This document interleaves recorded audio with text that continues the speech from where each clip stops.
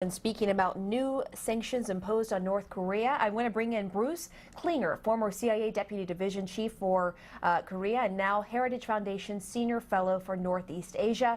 So Bruce, first off, what is your reaction to what we just heard from Steve Mnuchin, and what is the significance of these new sanctions? As the Secretary of Treasury said, they do seem to be very significant. The text was just released, so we're digesting the details of it.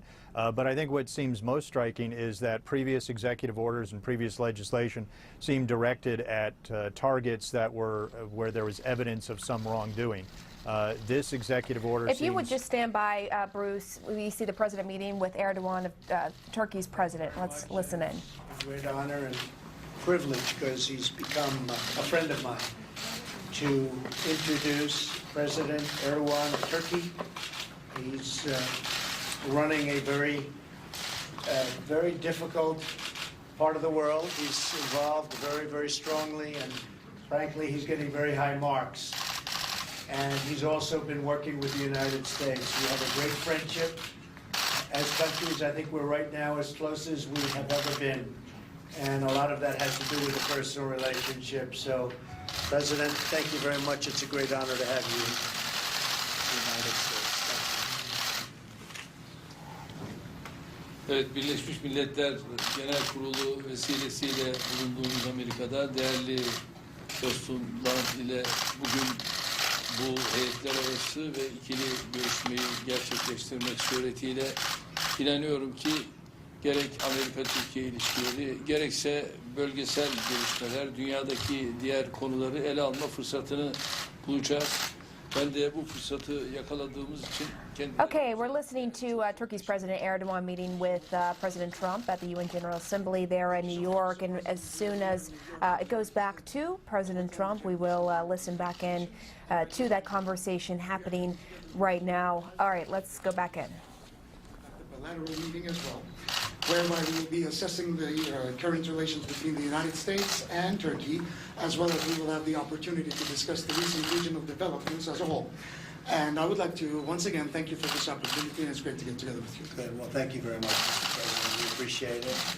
Thank you all very much. Appreciate it. Thank you. Thank you. Mr. President, what will you reconcile violence against peaceful protesters?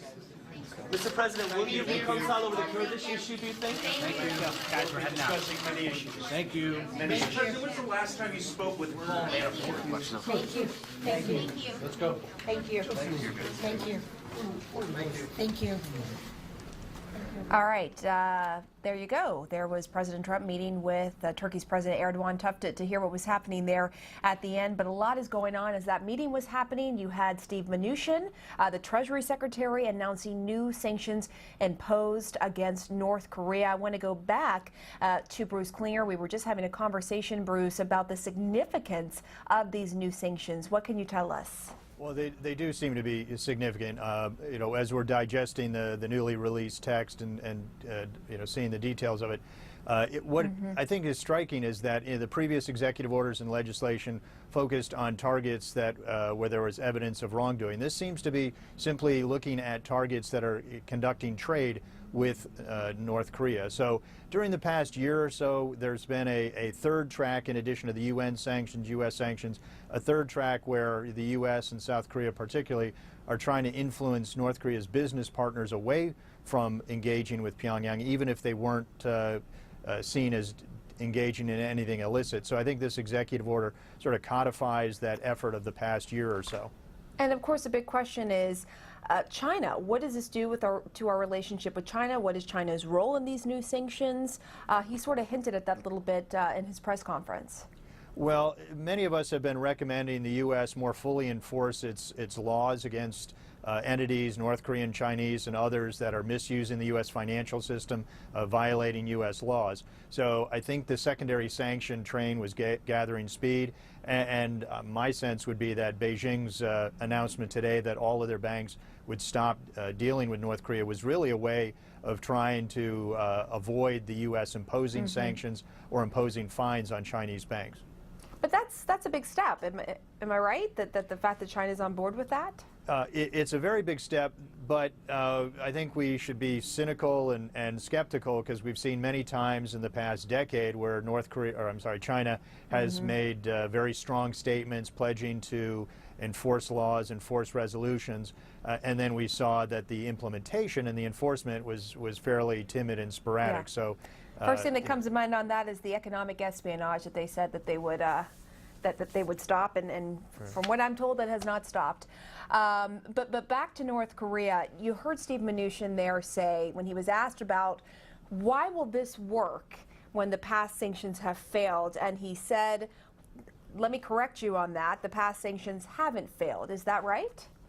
I think that's right. I mean, if we're using the metric of has North Korea cut up its last nuclear weapon, well, obviously, nothing has worked, including 25 years of attempts at diplomacy and engagement and negotiations. But sanctions and targeted financial measures serve a number of other purposes. They're defending U.S. law. They're imposing a penalty or a pain on those that violate our laws. They put in place measures to make it harder for North Korea to import the things they need for their prohibited programs, including money from illicit activities.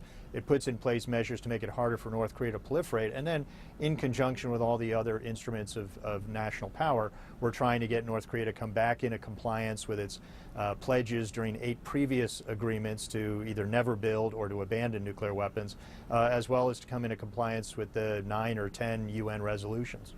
All right, Bruce, thank you very much. Thank you. And we're also keeping our eyes on Mexico as search teams race to save survivors.